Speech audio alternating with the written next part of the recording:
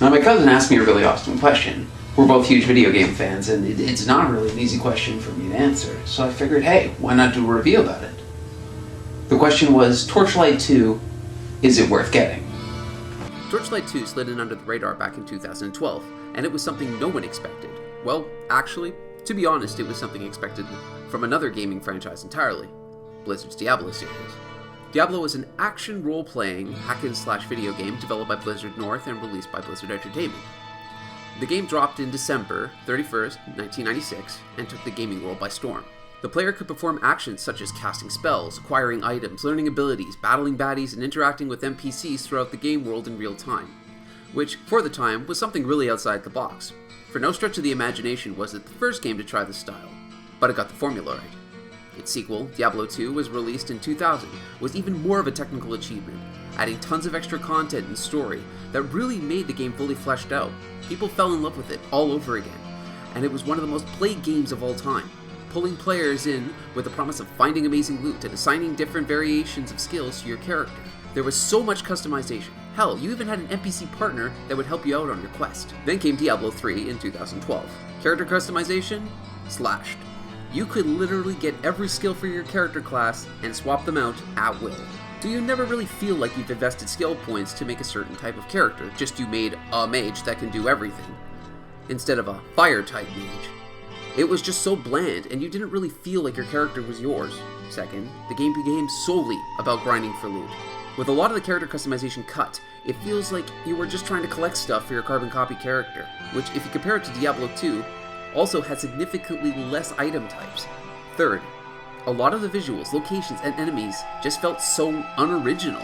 To be honest, I can't remember any of them. I can tell you almost every location in Diablo 2, the monsters, every boss fight, every side quest. Diablo 3? I can't even remember their names. All the enemies, you felt like you've seen them before in other Blizzard games, or just, to be honest, were downright boring and forgettable. Fourth, the game lacked PvP, and limiting players to a party of 4 people max.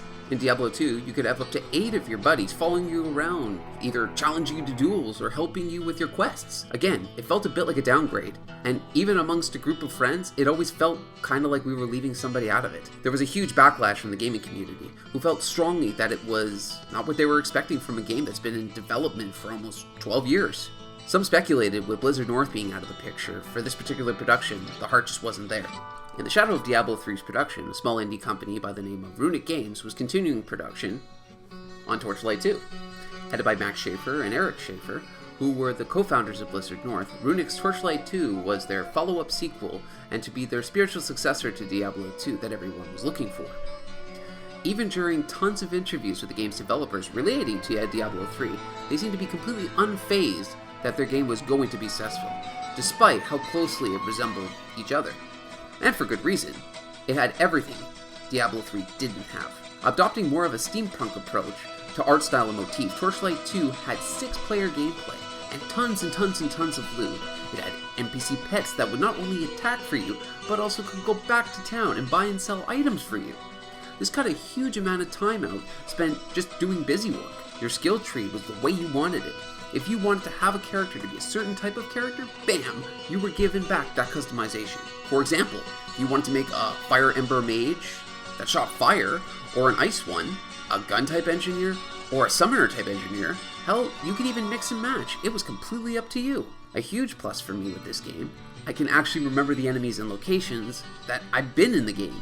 It had a strong sense of where you were going and how you were going to get there. Also that your encounters actually felt like they had meaning. I could remember battling the Manticore when I was inside of the cave in the second act, and then all of a sudden his buddy Manticore jumped in and there was this huge battle and we were fighting for 20 minutes. And for me, that has a lot more personal attachment than just I'm fighting a boss, I beat him and then suddenly I move on to the next one, it's just it never happened. Another big plus for me with the game was that there was tons of endgame content. Even you could go go and just go into randomly generated dungeons and buy these little slots, and like you could go through the map and have all these really awesome modifiers that either gave you more XP or more loot or more money. It was phenomenal, and it added so much replayability to the game. Another awesome fact that people don't know is that the soundtrack was written by Matt Uelman, the composer for Blizzard Entertainment's Diablo series. My only complaint with Torchlight 2 would be the fact that it falls a little short with only 3 acts, but it also doesn't feel like it's drawn out because of this. It feels like there's just enough of what makes the game work and feel memorable, which, if it can make me think back and go, man, I really want to go back and play this game again, then it did its job right. Now, if you excuse me, I gotta go jump back on Steam, play some Torchlight 2. I hope you get a copy, Chris. I actually really want to play it with you. It's a super awesome game, and it's it's only $20 on Steam, which is $40 less than Diablo 3 is. Thank you very much, and I hope you enjoyed this review, and have a good day, everyone.